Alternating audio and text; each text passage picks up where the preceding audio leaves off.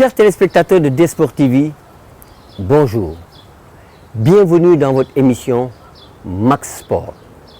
Max Sport, comme nous disons, c'est un maximum de disciplines sportives. Pour ce premier numéro, nous allons vous parler de la natation, de la pétanque, du paddle et enfin nous sommes allés visiter le centre d'équitation de formation au métier du cheval. Pour ce qui est de la natation, nous sommes allés voir le docteur Mohamed Diop, actuel patron de la natation africaine, qui va justement nous parler des changements apportés au niveau de la FINA. Je vous laisse suivre.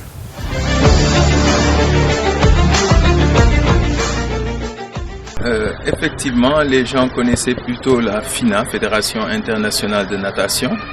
Et il y a quelques années, nous sommes passés au terme World Aquatic.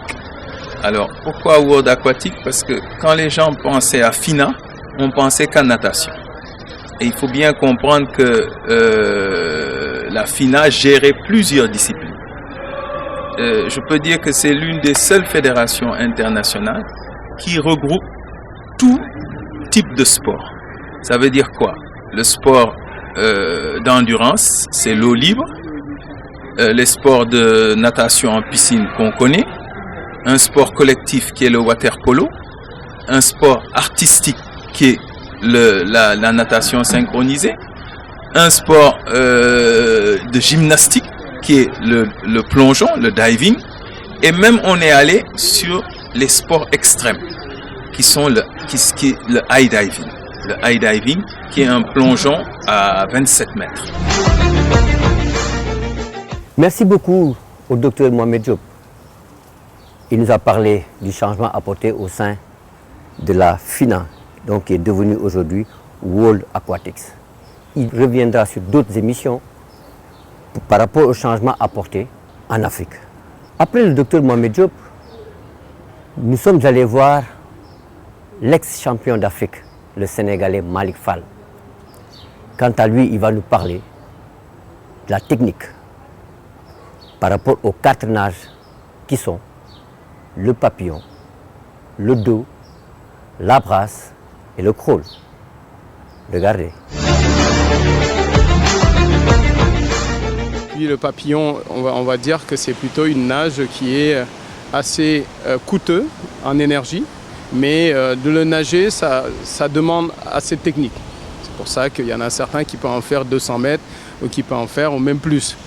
Et qui demandent enfin d'être costaud sur les bras, une bonne traction de nage et puis une bonne appui aussi, d'avoir une bonne ondulation derrière.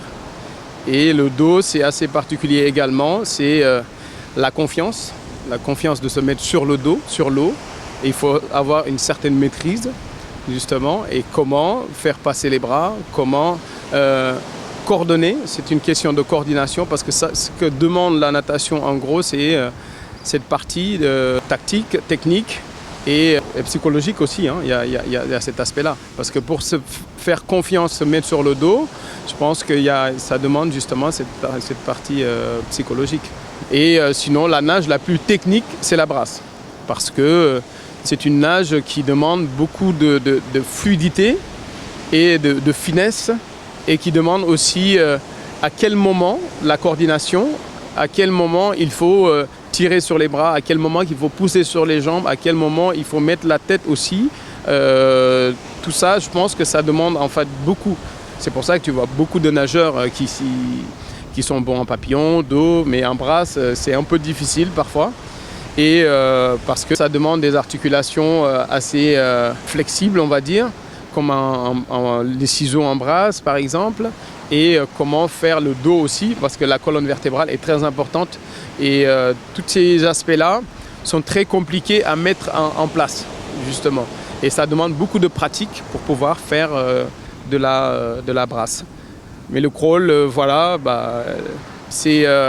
le passage des bras est important. Comment passer les bras, combien de battements de jambes je dois faire pour passer un mouvement, comment respirer, à quel moment il faut placer sa respiration, à quel moment il faut faire l'appui et la traction, et la poussée qui est très important aussi. Donc c'est ces 3 aspects-là qu'on voit souvent en dos, en papillon et en crawl. Justement, c'est l'appui devant, la traction et la poussée, justement, accompagné avec des battements de jambes qui sont assez efficaces. Merci beaucoup à l'ex-champion d'Afrique, Malick Fall. Après lui, nous allons vous parler du paddle. C'est une discipline qui rassemble déjà plus de 600 licenciés avec une dizaine de clubs et plus d'une cinquantaine de terrains. Suivons ce reportage. Le paddle a été créé au Sénégal. Il a été amené par M. Jordi Rovira, qui a amené le paddle à Saly en 2016. Donc il a amené le paddle avec 1 ou 2 terrains ce jour-là. Et ils ont commencé à jouer un peu au paddle. Il a commencé à faire découvrir un peu le paddle aux gens à Saly. Et ensuite, en 2017, il a créé un nouveau club à l'Olympic Club de 2 terrains de paddle. Et il y avait 30, 40, 50 personnes qui ont commencé à jouer au paddle.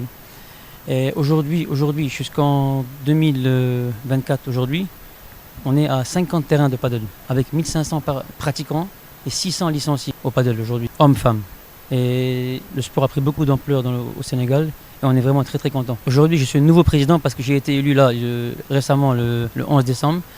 Sincèrement, j'aimerais bien qu'on monte en fédération, peut-être dans les années à venir, l'année prochaine, en 2025 ou en 2026. C'est un peu compliqué, mais on va se battre pour ça. On aimerait bien monter en fédération parce qu'il faut créer plusieurs associations, les ligues, les clubs et ensuite monter la fédération. Mais je pense que ça va se faire très très vite. Le paddle a pris beaucoup d'ampleur dans le monde et surtout au Sénégal.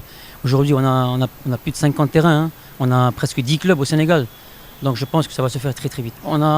Sur une année, on a 12 compétitions. Chaque 3 semaines, nous faisons une compétition. Et aussi, on a les compétitions internationaux. On a les Coupes du Monde, les Coupes d'Afrique. Sans compter les tournois internationaux qui viennent au Sénégal pour se faire, comme le 1-1 paddle, comme le Madison, qui sont des tournois internationaux que nous ramenons ici au Sénégal pour pouvoir faire participer nos Sénégalais, nos joueurs, et en même temps des joueurs étrangers.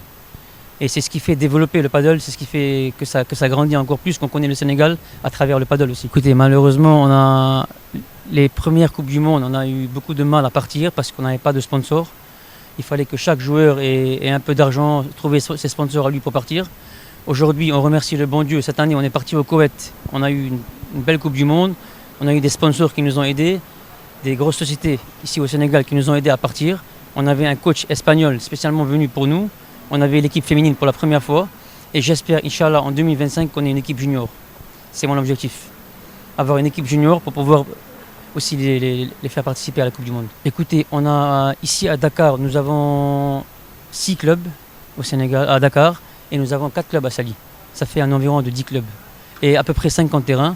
Et nous avons aussi des terrains privés chez des gens. C'est dans leur maison, ils ont des terrains privés. Ils font aussi partie un peu du paddle, quoi. Nous avons des clubs affiliés à l'association et nous avons des clubs privés. Les clubs affiliés à l'association reversent un montant par an pour pouvoir faire vivre un peu l'association. Et le montant des licences aussi est reversé aussi à l'association pour que l'association puisse amener du matériel pour les coachs, pour les joueurs, pour que les joueurs puissent partir en déplacement. Ça aide aussi un peu. On a des coachs qui viennent de l'étranger, pour les coachs déjà, pour nos coachs à nous, qui apprennent un peu aux coachs, à coacher un peu au Sénégal, parce qu'on en a vraiment besoin, hein. C'est un nouveau sport encore chez nous. Aujourd'hui, les meilleurs coachs et les meilleurs joueurs sont espagnols. Donc on essaie d'amener au maximum d'Espagnols chez nous pour qu'ils nous apprennent les techniques, les règlements et toujours avec nos moyens. Mais Inch'Allah, on aura les années à venir, on cherche des sponsors pour pouvoir grandir encore plus. Parlons à présent de la pétanque. L'équipe nationale du Sénégal est championne d'Afrique depuis le mois de juin 2024. Les céboulis sénégalais nous parlent des manquements, c'est-à-dire qu'ils n'ont pas de boulodrome. Suivons le reportage. Donc, parce que nous, si tu veux, on a gagné le premier trophée du nouveau gouvernement qui vient s'installer. Donc, théoriquement, nous tous, on s'est dit, on sait qu'on a fait quelque chose de sacré. Donc, mais les autres, comme ils viennent d'arriver, ils n'ont pas encore tous les outils pour voir tout et faire tout. Moi, de ce côté, pour les autres, je ne m'inquiète pas. Je sais que le jour qu'ils prendront le temps et voir les sports, ils verront que nous sommes les premiers à ramener des médailles d'or africains lorsqu'ils étaient là. Donc nous, ça nous fait énormément de plaisir, énormément d'honneur parce que lorsqu'on était là-bas au Maroc, ça faisait partie de notre motivation. On se disait tout le temps, qu'est-ce qu'on peut faire pour notre pays? Qu'est-ce qu'on peut faire pour notre pays? Et Dieu merci, grâce à cette motivation, on a pu décrocher la médaille d'or. Mais pour l'instant, on n'a rien vu. Et moi, juste après le championnat d'Afrique, j'ai eu l'occasion d'aller en France. J'ai fait 3 mois. Je suis rentré, ça fait pas une semaine. Et donc, je crois que la fédération, ils sont en train de faire des démarches pour que le ministère nous puisse au moins nous adresser des félicitations, parce qu'on l'a vu sur les journaux, il nous a adressé des félicitations, mais on aimerait bien les voir parce que nous, dans notre tête, ça nous fera énormément plaisir parce que ce n'est pas l'argent. Bon, nous, on s'est motivé parce que... Voilà, D'abord, premièrement, qui vous a payé les billets d'avion? Les billets d'avion, je crois que c'est la fédération. La fédération a fait en sorte qu'on puisse participer au championnat d'Afrique et Dieu merci, on a gagné. On est parti, bon, il n'y avait que la motivation parce qu'on est parti, il n'y avait rien dans les poches et malgré ça, on a tout fait. Moi, j'ai intégré l'équipe nationale depuis 2015. Donc, en 2015, on a eu l'occasion d'être médaille d'or africain aux Jeux africains. Donc, jusqu'à maintenant où je te parle, on avait des médailles d'or et tout, mais jusque-là, on n'a pas reçu ce qu'il faut. Et depuis, les autres, je le dis, patientez, peut-être un jour viendra, ben, on nous appellera, on nous dira, oui, vous avez fait ça, donc vous méritez ça.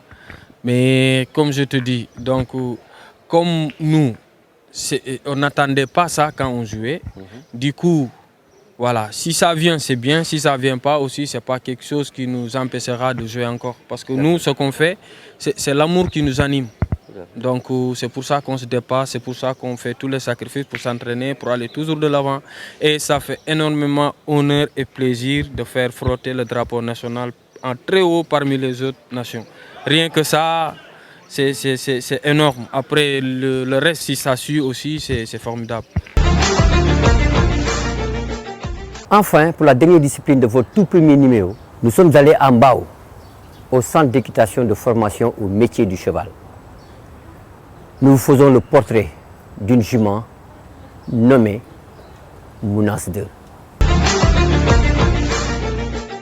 kooku moo nekkoon Mounas 2 bu jigéen la jument la mi ngi am 5 ans. waaw instant yi nii moom am nañ ci yaakaar bu baax a baax. mus na am doom bi jot na compétir daaw mais comme dafa xawoon tardé ñu arrêté ko. année bi incha allah doom ji dina ñëwaat bu soobee. boobu mooy Mounas 1 dama am Mounas 1 am Mounas 3 moom ñëwagul waaw. amiin.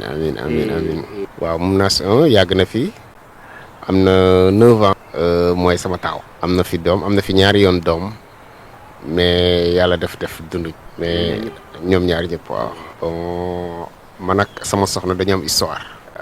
xam nga des fois di nga bëgg soxna mu xaw la jafe tuuti peut-être ñàkk am koom-koom comme ñu bëri di def. bon man nag yàlla boole woon ma si ñooñu ma xamante ñu may ma Mounas te yàlla rek tax yàlla ubbi xéewal donc xéewal bu ma am dama koy sant yàlla sant ko moom parce que daf ko xaar ba mu ñëw. moo indi Mounas 1 loolu moo indi Mounas 2.